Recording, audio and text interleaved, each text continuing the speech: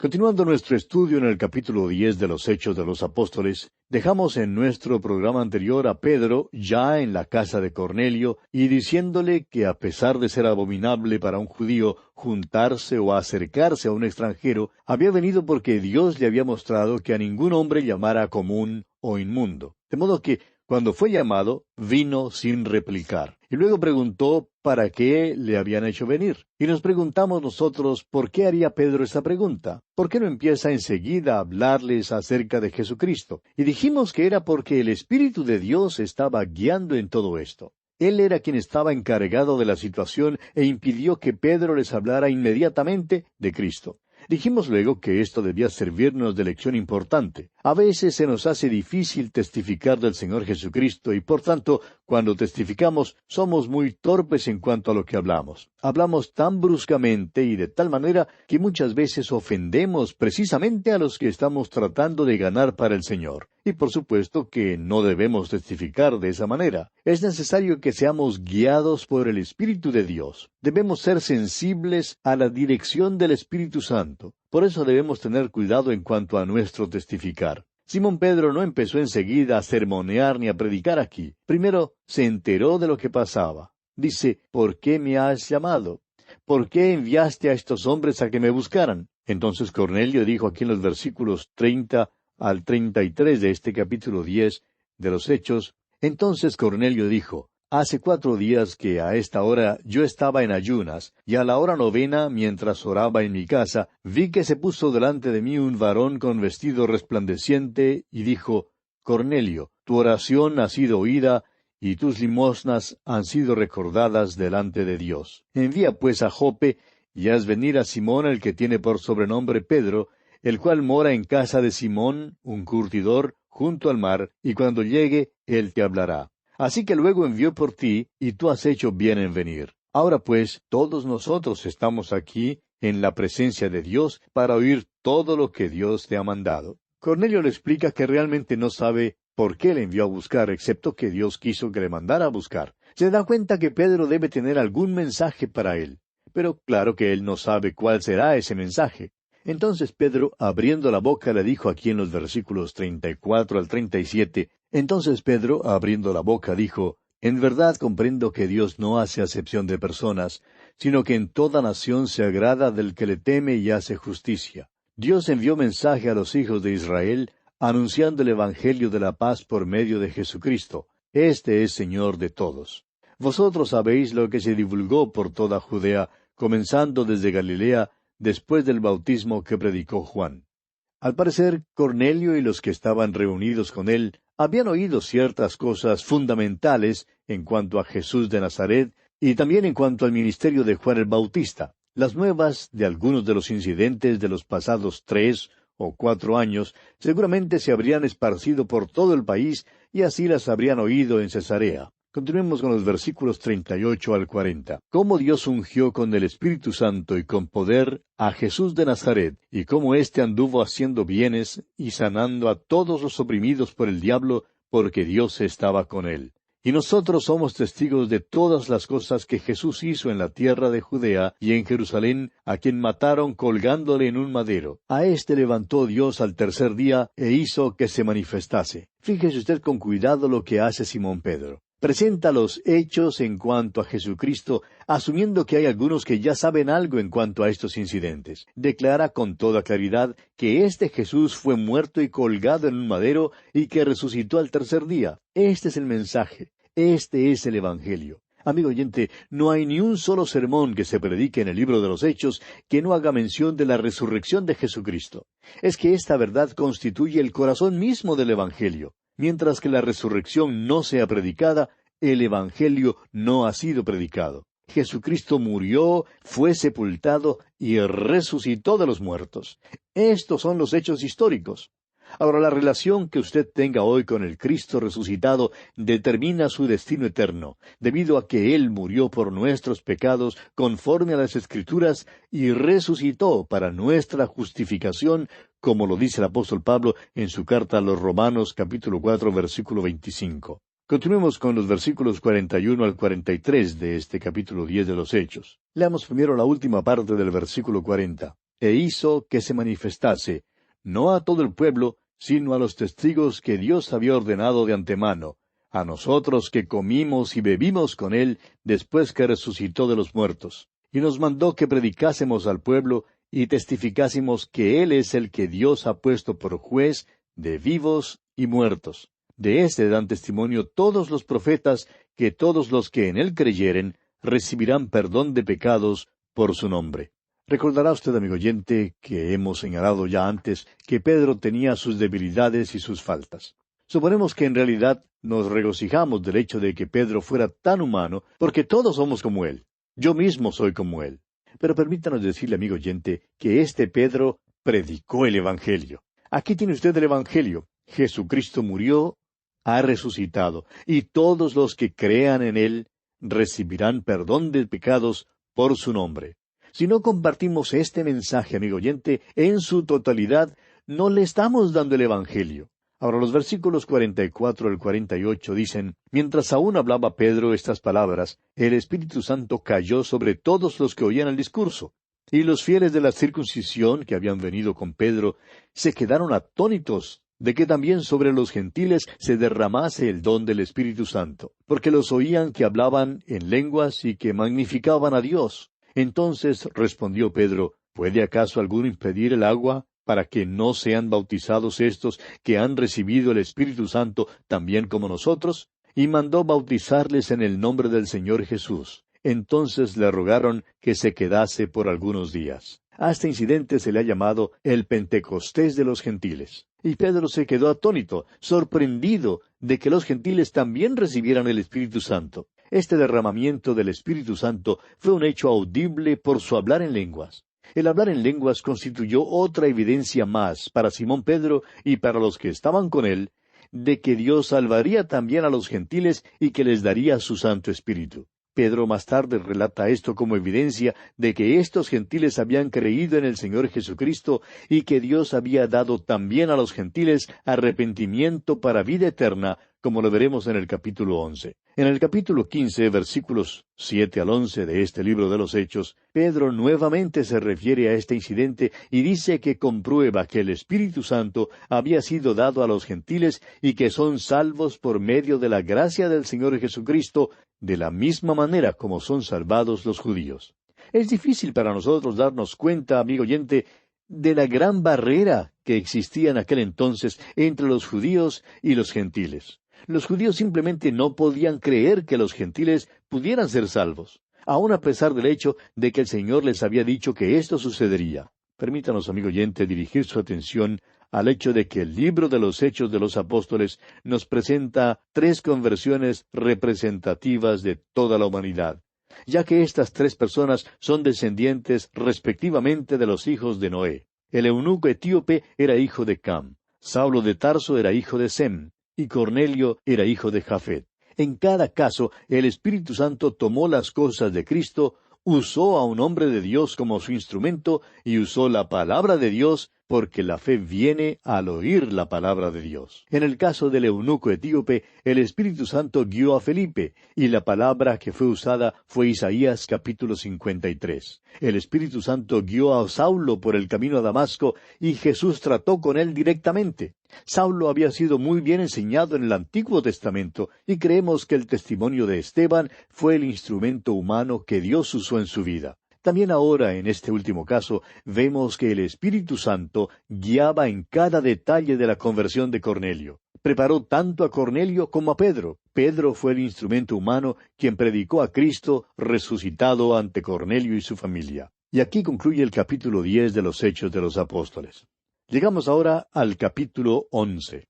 En este capítulo, Pedro defiende su ministerio, y el Evangelio avanza hasta Antioquía. Parece que las noticias de que los gentiles habían recibido la palabra de Dios no causaron mucho gozo en la iglesia en Jerusalén, y demandan entonces una explicación de parte de Pedro sobre su conducta, y por tanto él defiende su ministerio. Creemos que en realidad le fue difícil a Simón Pedro hacer esto. Leamos pues los primeros 3 versículos de este capítulo 11 de los Hechos. Oyeron los apóstoles y los hermanos que estaban en Judea que también los gentiles habían recibido la palabra de Dios. Y cuando Pedro subió a Jerusalén, disputaban con él los que eran de la circuncisión, diciendo: ¿Por qué has entrado en casa de hombres incircuncisos y has comido con ellos? Como usted ve, amigo oyente, hubo dudas y división. Y debemos comprender aquí que para los judíos lo que hizo Simón Pedro fue una cosa terrible. El hecho es que si hubiéramos podido conversar con Simón Pedro un mes antes de su visita a la casa de Cornelio, el centurión romano, él también habría dicho que tal cosa constituía un hecho terrible. Bueno, lo que sucedió aquí es que Pedro les ofreció una disculpa, y deja en claro que él no quería ir a llevar el Evangelio a los gentiles, pero que el Espíritu de Dios le guió en todo el episodio. Leamos los versículos 4 al 6 de este capítulo 11 de Hechos. Entonces comenzó Pedro a contarles por orden lo sucedido, diciendo: Estaba yo en la ciudad de Jope orando, y vi en éxtasis una visión, algo semejante a un gran lienzo que descendía, que por las cuatro puntas era bajado del cielo y venía hasta mí. Cuando fijé en él los ojos, consideré y vi cuadrúpedos terrestres, y fieras, y reptiles, y aves del cielo. Ahora escuche usted su relato. Aquí Pedro nos hace saber que todavía estaba asombrado por todo lo que le sucedió. Continuemos con los versículos 7 al 18. Y oí una voz que me decía: Levántate, Pedro, mata y come. Y dije: Señor, no, porque ninguna cosa común o inmunda entró jamás en mi boca. Entonces la voz me respondió del cielo por segunda vez: Lo que Dios limpió, no lo llames tú común. Y esto se hizo 3 veces, y volvió todo a ser llevado arriba al cielo. Y aquí luego llegaron 3 hombres a la casa donde yo estaba, enviados a mí desde Cesarea. Y el Espíritu me dijo que fuese con ellos sin dudar. Fueron también conmigo estos 6 hermanos, y entramos en casa de un varón, quien nos contó cómo había visto en su casa un ángel, que se puso en pie y le dijo: Envía hombres a Jope, y haz venir a Simón, el que tiene por sobrenombre Pedro. Él te hablará palabras por las cuales serás salvo tú y toda tu casa. Y cuando comencé a hablar, cayó el Espíritu Santo sobre ellos también, como sobre nosotros al principio. Entonces me acordé de lo dicho por el Señor cuando dijo: Juan ciertamente bautizó en agua, mas vosotros seréis bautizados con el Espíritu Santo. Si Dios pues les concedió también el mismo don que a nosotros que hemos creído en el Señor Jesucristo, ¿quién era yo que pudiese estorbar a Dios? Entonces, oídas estas cosas, callaron y glorificaron a Dios, diciendo: De manera que también a los gentiles ha dado Dios arrepentimiento para vida. Ahora fíjese en algunas cosas, amigo oyente. Aunque Cornelio era piadoso y temeroso de Dios, necesitaba que las palabras del Evangelio le fueran habladas para poder ser salvo. Pedro sabía que el Espíritu Santo había venido sobre ellos porque hablaron en lenguas. Y fíjese usted que recibieron el Espíritu Santo cuando creyeron en el Señor Jesucristo. Aún los judaizantes tenían que callarse ahora. No tenían nada más que decir en contra de la conducta de Pedro, porque esto sin duda era de Dios. Por tanto, glorificaron a Dios. Y este fue un gran día. La puerta había sido abierta a los gentiles. Vemos ahora que todo se está preparando para la promulgación del Evangelio hasta lo último de la tierra. Continuemos ahora con los versículos 19 y 20 de este capítulo 11 de los Hechos.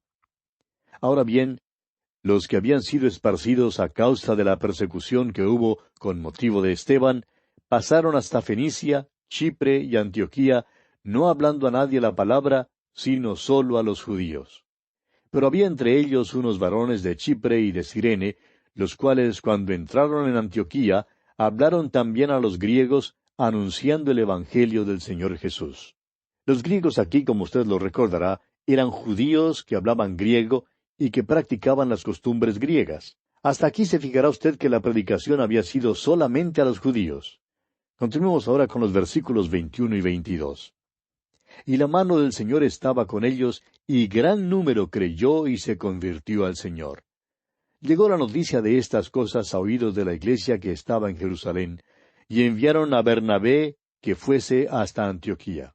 Hay un gran movimiento del Espíritu de Dios en Antioquía, y la iglesia en Jerusalén oye estas noticias. Por tanto, la iglesia en Jerusalén envía a Bernabé hasta Antioquía. Veremos ahora que Antioquía pronto será el segundo centro de la iglesia. El hecho es que el centro realmente cambió de Jerusalén a Antioquía. Continuemos con los versículos 23 y 24 de este capítulo 11 de los Hechos. Cuando llegó y vio la gracia de Dios, se regocijó, y exhortó a todos a que con propósito de corazón permaneciesen fieles al Señor.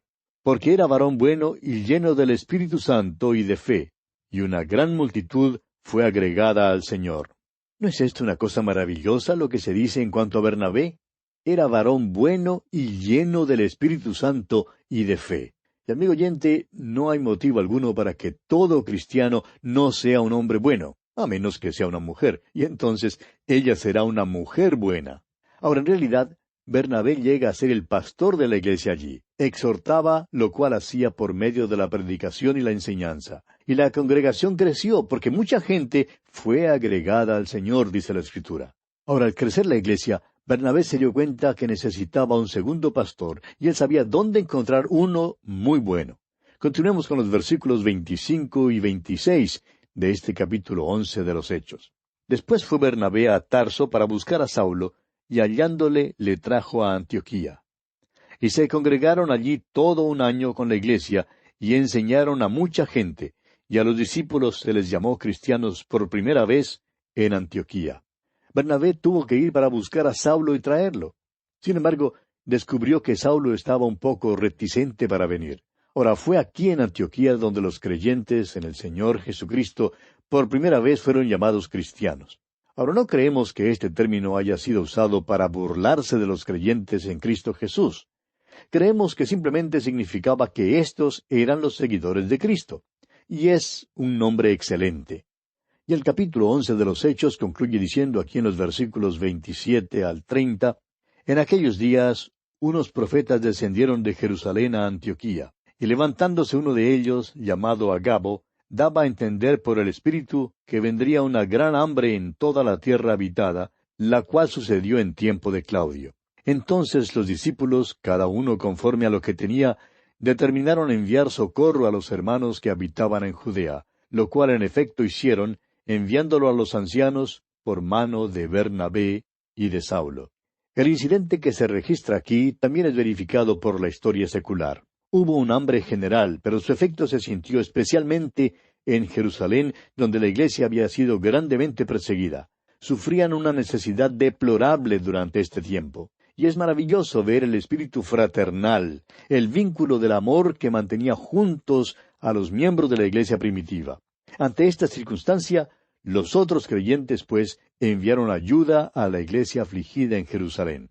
Ahora recordemos que Saulo había sido uno de aquellos que antes había hecho daño a la iglesia en Jerusalén por su persecución contra ellos. Cuán maravilloso es ver que en sus propias manos un Saulo transformado ahora trae socorro a esa misma iglesia. Esa es la verdadera cristiandad, amigo oyente. Así es como debe ser. Y pasamos ahora al capítulo 12 de los Hechos. En este capítulo encontramos la muerte de Jacobo y el arresto de Simón Pedro. Este capítulo describe un período de persecución. Alguien ha dicho que la sangre de los mártires es la simiente de la iglesia. Y es un hecho comprobado que al aumentar la persecución, la iglesia crece. La palabra de Dios es multiplicada. Jesús había dicho, edificaré mi iglesia. Y es maravilloso ver en este capítulo cómo se logra realizarlo. Esta persecución empezó bajo Agripa I, nieto de Herodes el Grande. Herodes el Grande fue el rey que trató de matar al bebé Jesús cuando dio la orden para la matanza de los bebés en Belén. Si alguna vez ha habido una familia que estuviera en enemistad contra Dios, fue esta familia de Herodes. Que sepamos, ni un solo miembro de esa familia jamás se convirtió a Cristo.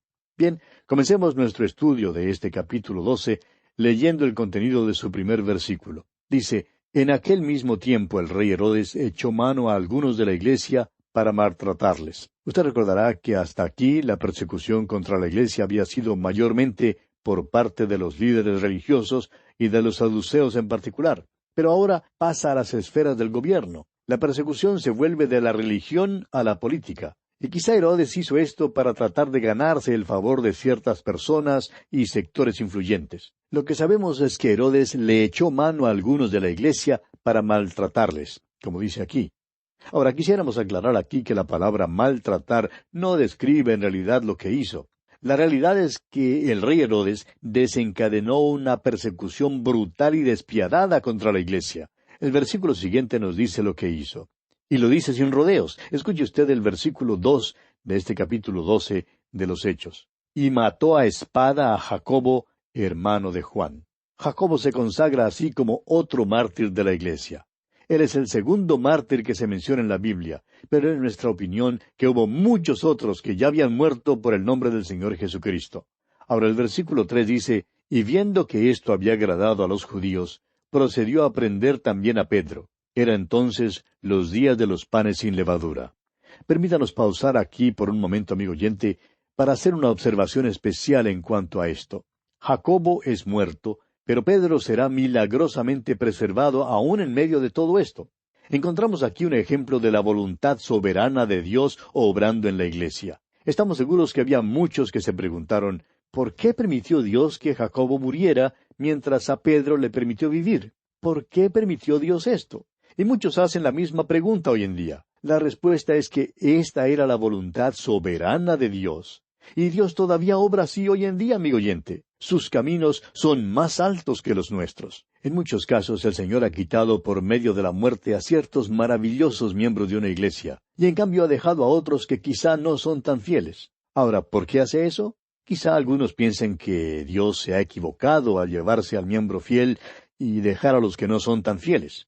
Yo, por ejemplo, no habría escogido a los que Dios había escogido. Pero, amigo oyente, permítanos decirle que todo esto está en manos de un Dios soberano.